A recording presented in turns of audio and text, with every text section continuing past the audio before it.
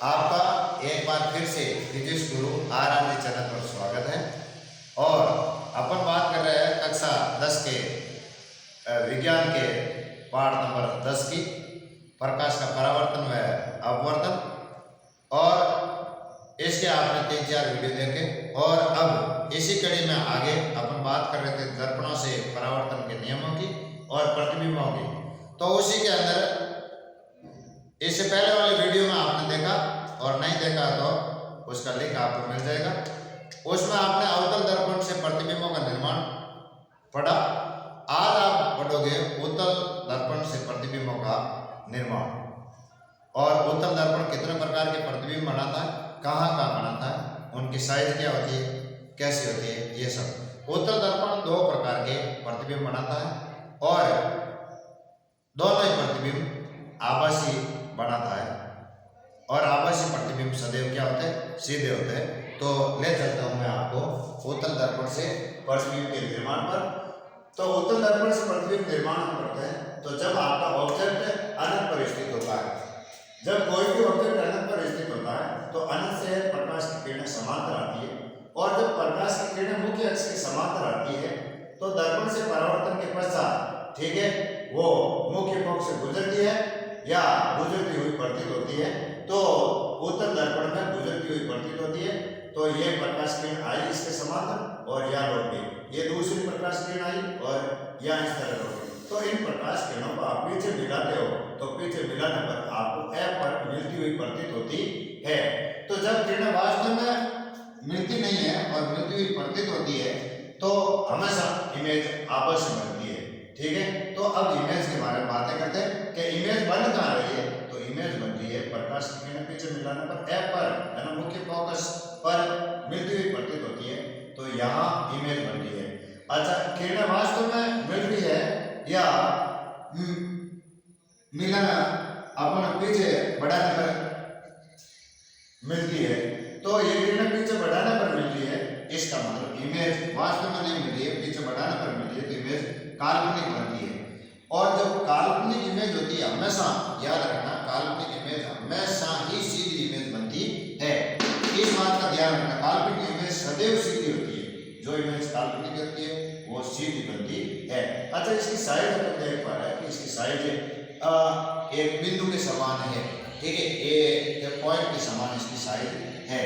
अब बात करते हैं कि इसके आवर्धन की, यानी इसके मैग्निफिकेशन की बात करते हैं। तो मैग्निफिकेशन में हम देखते हैं कि इसका सूत्र होता है कि आपके प्रतिबिंब की ऊंचाई अपॉन बिंब की ऊंचाई, यानी height of image upon height of object होती है।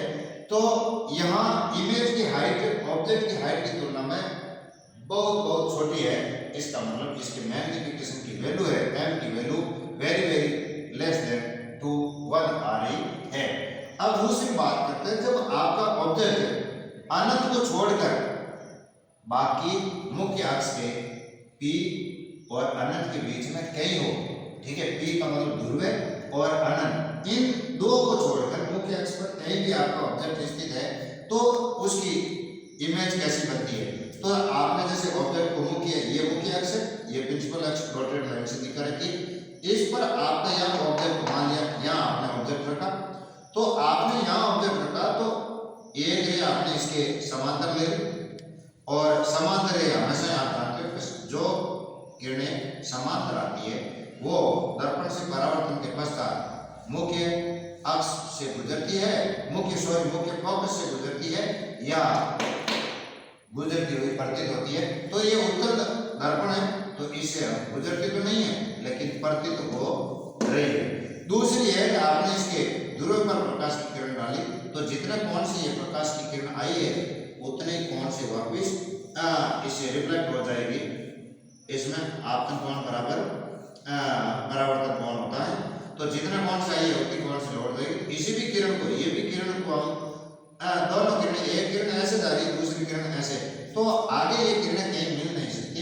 तो हम इस किरण को भी पीछे बढ़ाते तो जहां दोनों प्रकाश की किरणें हमें काटती हुई प्रतीत होती है उस जगह इसकी इमेज बनती है।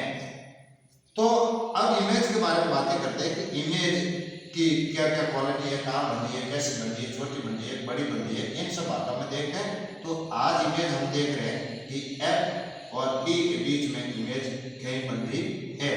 अच्छा, किरणें वास्तव में काट रही है या हम पीछे बढ़ा के इनको कटवा रहे हैं? तो किरणें वास्तव में तो नहीं काट रही, आगे तो प्रकाश किरणें फैल रही है, यानी किरणें डाइवर्ज हो रही है, और डाइवर्जिंग किरणें कभी मिल नहीं सकती, इसलिए हमने किरणों को पीछे बढ़ाया, तो पीछे बढ़ाने पर मिली है। और इसलिए इमेज जब किरणें वास्तव में नहीं काटती तो इमेज हमेशा काल्पनिक बनती है, और काल्पनिक इमेज हमेशा कैसी होती है? सीधी इमेज बनती है। हमेशा ध्यान रखना, काल्पनिक इमेज सदैव सीधी इमेज बनाती है। अच्छा, दूसरी बात है कि अब इमेज का जो हाइट है, ऑब्जेक्ट की हाइट की तुलना में ये हाइट कहलाती है, यहाँ से यहाँ तक की जो ये हाइट है ये कहलाती है हाइट ऑफ ऑब्जेक्ट, ठीक है। तो ऑब्जेक्ट की हाइट की तुलना, ऑब्जेक्ट की हाइट ये है और इमेज की हाइट किसी है, इसका मतलब है कि भाई ऑब्जेक्ट की तुलना में इमेज की हाइट छोटी है, तो अपन लिख देंगे कि भाई इमेज है वस्तु से कैसी बन रही है? छोटी बन रही है। और मैग्निफिकेशन की बात करते हैं तो मैग्निफिकेशन का फॉर्मूला होता है height of image upon height of object. तो यहाँ इमेज है ऑब्जेक्ट से छोटी बन रही है, इसका मतलब h का हाइट ऑफ इमेज की जो वैल्यू है हाइट ऑफ ऑब्जेक्ट से छोटी है, तो मैग्निफिकेशन आ रहा है 1 से छोटा, ठीक है। अब इसके बाद में अभी तक हमने पढ़ा कि भाई दर्पण आपके मुख्य रूप से दो प्रकार के, समतल दर्पण और गोलीय दर्पण। समतल दर्पण होता है आपकी सदैव काल्पनिक इमेज बनाता है। ये समतल दर्पण कैसे इमेज बनाता है? तो सदैव इसे इमेज जो बनती है वह काल्पनिक इमेज होती है, और हम जानते हैं कि काल्पनिक इमेज सदैव कैसी होती है? सीधी होती है। सदैव काल्पनिक इमेज सीधी बनती है। अच्छा, इसकी जो इमेज की साइज है, अर्थात ऑब्जेक्ट और इमेज की हाइट के बारे में बात करें तो इसकी साइज बराबर बनती है ना। जितनी साइज ऑब्जेक्ट की होती है, जैसे ऑब्जेक्ट की साइज है ये, तो इमेज की साइज भी ये होगी, यानी आज इमेज और ऑब्जेक्ट की बराबर साइज होगी। और इसमें और बहुत एक खूबसूरत चीज होती है कि जितनी आपके पास कोई समतल दर्पण है, मान लिया ये आपका समतल दर्पण है, और तो ये जितना ऑब्जेक्ट यहाँ से दूर होता है उतनी की उतनी इसके अंदर इमेज दूर बनती है ना। यहाँ ऑब्जेक्ट है तो यहाँ इमेज बनी और इमेज सीधी बनती है, लेकिन पार्श्व परावर्तन होता है, अर्थात इसका इमेज का ऑब्जेक्ट का जो राइट वाला भाग है इमेज में लेफ्ट की तरफ दिखेगा और लेफ्ट वाला भाग राइट की तरफ दिखेगा, ठीक है। इसका मतलब है कि पार्श्व परावर्तन होता है, यानी पार्ट उसके परावर्तित हो जाता है, लेफ्ट वाला राइट में, राइट वाला लेफ्ट में, ठीक है। अच्छा, इस साइड हमेशा बराबर, और जितनी दूर ऑब्जेक्ट उतनी दूर इसकी इमेज बनती है। अब चलते हैं आपको गोलीय दर्पण में। ये अभी तक जो आपने पढ़ा उसको मैं आपको एक बार फिर से रिवीजन करवा रहा हूँ। तो आपने गोलीय दर्पण देखा, तो गोलीय दर्पण आपके मुख्य रूप से दो प्रकार के, उत्तल दर्पण और अवतल दर्पण। उत्तल दर्पण का दूसरा नाम अपसारी होता है। अपसारी इसलिए होता है कि ये प्रकाश की इस पर जो भी किरणें आती है ये प्रकाश की किरणों को फैला देता है, यानी इसके ऊपर आने वाली प्रकाश किरणों को इकट्ठा ना करके उन किरणों को दूर दूर फैला देता है, इसलिए इसका नाम अपसारी है। इंग्लिश में इसको डाइवर्जिंग मिरर कहा जाता है ना। तो इसका दूसरा नाम है डाइवर्जिंग मिरर भी इसको कहते हैं। इसकी जो फोकस दूरी होती है वो हमेशा आपके पॉजिटिव ली जाती है या पॉजिटिव होती है। चलो और बात करते हैं कि केवल ये इमेज कैसे बनाता है। तो उत्तल दर्पण हमेशा आपके काल्पनिक इमेज बनाता है, वर्चुअल इमेज बनाता है, वास्तविक इमेज उत्तल दर्पण नहीं बना सकता। और काल्पनिक इमेज आप जानते हो कि आपको बार बार बता रखा है कि सदैव बनती कैसी है? सीधी बनती है। और इसकी एक खूबसूरत बात यह है कि ये वस्तु से छोटी इमेज बनाता है। वस्तु के बराबर इमेज कौन काल्पनिक बनाता है? तो समतल दर्पण का, यानी समतल दर्पण हमेशा भी ये भी काल्पनिक इमेज बनाता है, उत्तल दर्पण भी हमेशा काल्पनिक इमेज बनाता है, लेकिन ये जो इमेज बनाता है वस्तु के बराबर बनाता है और ये इमेज हमेशा वस्तु से छोटी बनाता है। अब बात करते हैं अवतल दर्पण की। अवतल दर्पण का दूसरा नाम अभिसारी दर्पण भी होता है और इंग्लिश में नाम है इसका कन्वर्जिंग मिरर। अर्थात ये इस पर जो प्रकाश की किरणें आती है उन प्रकाश की किरणों को ये इकट्ठा कर देता है, एक बिंदु पर मिला देता है, इसलिए इसको कन्वर्जिंग मिरर कहा जाता है। अच्छा, इसका नाम एक अभिसारी भी है। इसकी जो फोकस दूरी होती है वो नेगेटिव होती है, किसकी? अवतल की। और उत्तल की कैसी होती है? पॉजिटिव। हमेशा ये आपको ध्यान में रखना है कि इसकी तो नेगेटिव और इसकी पॉजिटिव होती है। अच्छा, आगे बात करते हैं, ये जो अवतल दर्पण होता है वो वास्तविक इमेज भी बना सकता है और काल्पनिक इमेज भी बना सकता है। कौन? अवतल दर्पण वास्तविक और काल्पनिक दोनों प्रकार की इमेज बना सकता है। आपने 3 प्रकार के दर्पण पढ़े, समतल दर्पण और भूतल दर्पण, अवतल दर्पण। तो वास्तविक इमेज केवल और केवल अवतल दर्पण बना सकता है। बाकी ये भी बनाता है, लेकिन काल्पनिक ये भी बनाता है, काल्पनिक और ये काल्पनिक भी बना देता है, वास्तविक भी बना देता है। लेकिन दूसरे कोई भी दर्पण है वो वास्तविक इमेज नहीं बनाते, केवल और केवल काल्पनिक इमेज बनाते हैं। और ये वास्तविक और काल्पनिक दोनों प्रकार की इमेज बनाता है। वास्तविक इमेज के अंदर ये किस साइज की इमेज बना सकता है? ये बिंदु के समान बना सकता है, छोटी बना सकता है, वस्तु से वस्तु के बराबर बना सकता है। जब आप ऑब्जेक्ट को सी पर रखते हो तो जो इमेज बनाता है वो सी पर ही बनाता है और उसकी जो साइज होती है या उसकी हाइट होती है जो ऑब्जेक्ट के बराबर होती है। ऑब्जेक्ट से इमेज बनती है वो बड़ी भी बना देता है और बहुत ही बड़ी बना भी देता है। अर्थात ये जो वास्तविक इमेज बनाता है इसकी क्वालिटी यही है ना, बिंदु के समान छोटी भी बना सकता है, बराबर बना सकता है, बड़ी बना सकता है और बहुत बड़ी भी बना सकता है। लेकिन काल्पनिक इमेज की बात करें तो ये केवल और केवल बड़ी इमेज बना सकता है, यानी जो काल्पनिक इमेज तो बनाएगा लेकिन हमेशा उसकी साइज होगी वो ऑब्जेक्ट से बड़ी बनेगी। इस बारे में आपको ले चलते हैं यहाँ पर इन दर्पणों के, यानी जो गोलीय दर्पण है, गोलीय में आपने एक भूतल और एक अवतल पढ़ा, तो इन दर्पणों के उपयोग क्या है, ये कहाँ काम आते हैं? तो बात करते हैं कि अवतल दर्पण के उपयोग की बात करते हैं कि ये टॉर्च, सर्च लाइट, ये वाहन की हेडलाइट में प्रकाश का शक्तिशाली समांतर किरण पुंज प्राप्त करने में काम आते हैं। यानी टॉर्च जो आप किसान टॉर्च देखते हो, सर्च लाइट क्या इधर उधर ढूंढने में देखते हो, वाहनों की हेडलाइट है ना, वाहनों की जो आगे की लाइटें होती है जहां सड़क पर उनकी रोशनी पड़ती है रात के समय, तो वो लाइटें है ना शक्तिशाली उनसे समांतर किरणें प्राप्त होती है, शक्तिशाली समांतर किरणों का पुंज। यानी जब प्रकाश की किरणें एक साथ में बहुत सारी किरणें समांतर होती है तो उसे प्रकाश का किरण पुंज कहा जाता है। दूसरा है इसका उपयोग दांतों का डॉक्टर है मरीजों के मुंह में दांतों का इलाज करने के दौरान बड़ा प्रतिबिंब यानी दांत का बड़ा प्रतिबिंब देखने में करता है, क्योंकि डॉक्टर को ठीक है मुंह एक छोटी सी जगह होती है और उसके अंदर दांत और छोटा आ जाता है, इसका मतलब उसको दिखाई देता नहीं और वो चाहता है कि दांत सीधा भी दिखे और साइड भी उसकी थोड़ी बड़ी दिखाई दे, तो ये क्वालिटी मतलब सीधी और बड़ी, तो ये केवल और केवल अवतल दर्पण कार्य कर सकता है कि ये सीधी भी बनाता है और बड़ी भी इमेज बनाता है, इसलिए इसका उपयोग डॉक्टर भी दांतों के इलाज के दौरान करते हैं।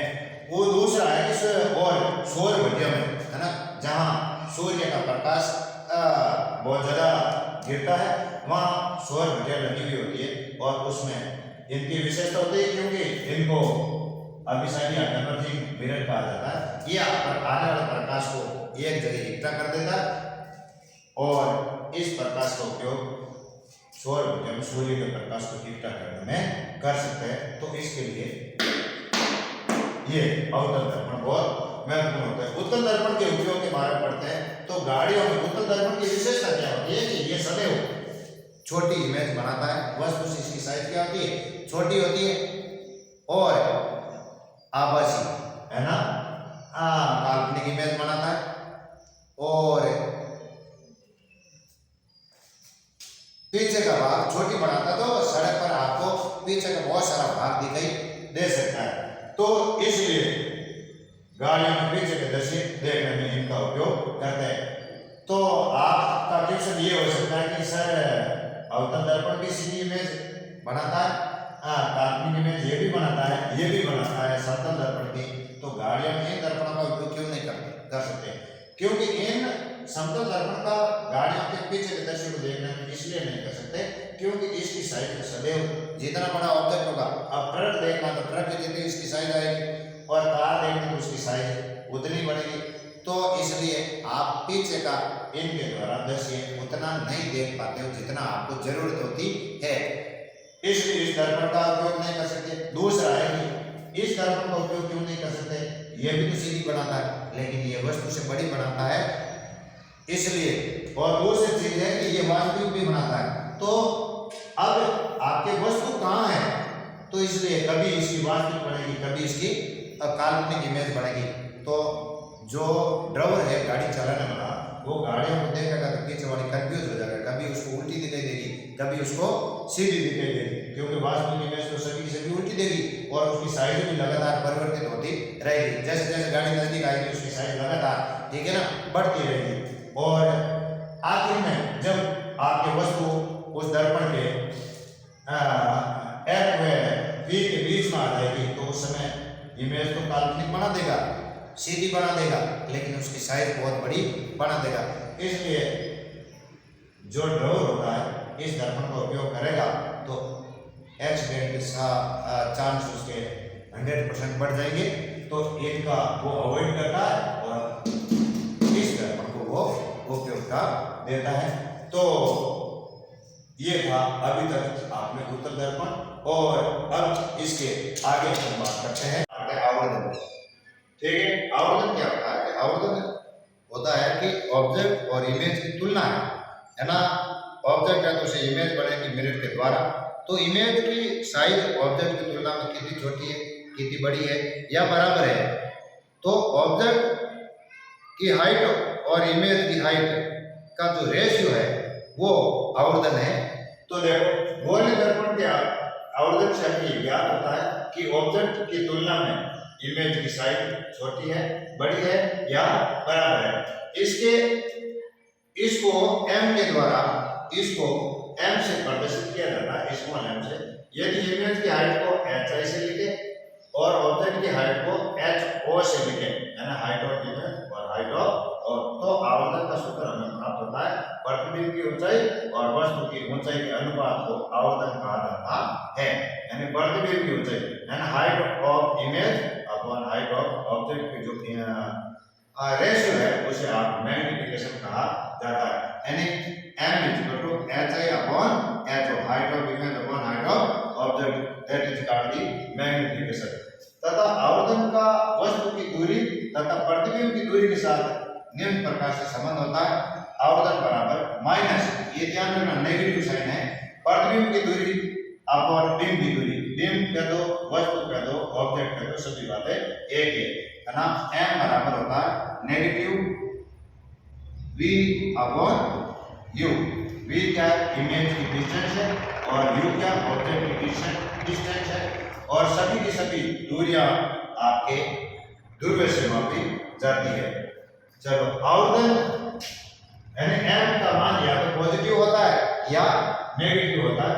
जब m का मान पॉजिटिव हो, है ना, m के आगे ऐसा लिख रखा होगा m बराबर प्लस, जैसे आप इधर लिखे हुए भी पढ़े देख लो, m बराबर +2, m बराबर प्लस का 0.5, m बराबर माइनस का 1.5, m बराबर प्लस का 1/2, ठीक है, और m बराबर माइनस का 1/2।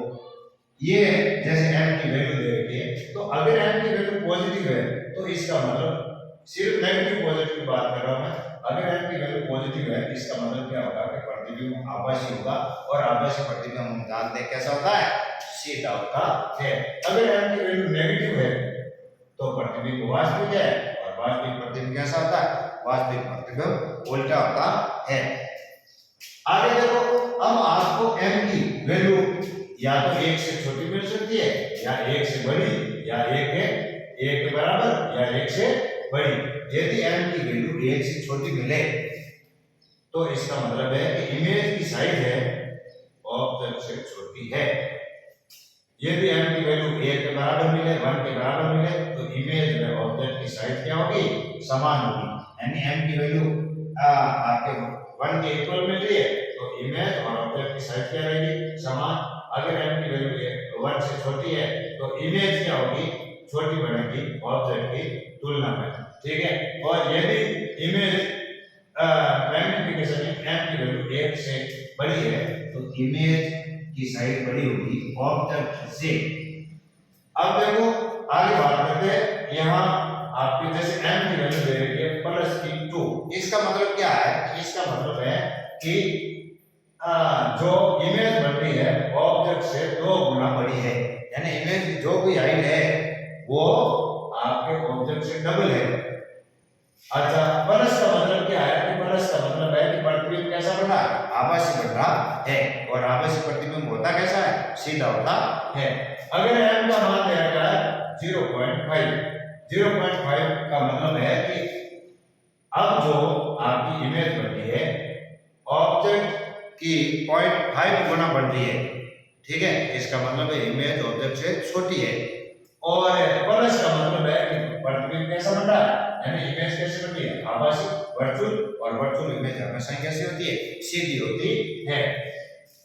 बात करते हैं कि वैल्यू नेगेटिव की 1.5 आ रही है, तो अगर आप नेगेटिव का मतलब क्या है, नेगेटिव का मतलब है प्रतिबिंब कैसा बनेगा, वास्तविक, और वास्तविक प्रतिबिंब होता कैसा है, उल्टा होता है। अब बात है कि 1/2, सॉरी यहाँ बात कर रहे थे 1.5 की, तो 1.5 का मतलब है कि प्रतिबिंब आपके बिंब से 1.5 गुना होगा। अच्छा, आगे बात करते हैं m की वैल्यू है प्लस की 1/2, तो पहले प्लस देखो, प्लस और माइनस का, तो प्लस का मतलब है प्रतिबिंब आभासी है, और आभासी प्रतिबिंब सदैव कैसा होता है, सीधा। अब बात करते हैं 1/2 की, 1/2 का मतलब है कि प्रतिबिंब है बिंब का 1/2 गुना होगा। इसका मतलब छोटा है, यानी वस्तु बड़ी है और प्रतिबिंब छोटा बन रहा है। अब m की वैल्यू दे रखी है जैसे माइनस की 1/2, है ना, माइनस की 1/2, पहले माइनस को देखते हैं, माइनस का मतलब प्रतिबिंब वास्तविक है, और वास्तविक प्रतिबिंब होता कैसा है, उल्टा होता है। अब 1/2 का मतलब है कि प्रतिबिंब है वो बिंब का 1/2 गुना है। आगे बात करते हैं दर्पण सूत्र यानी मिरर फॉर्मूला।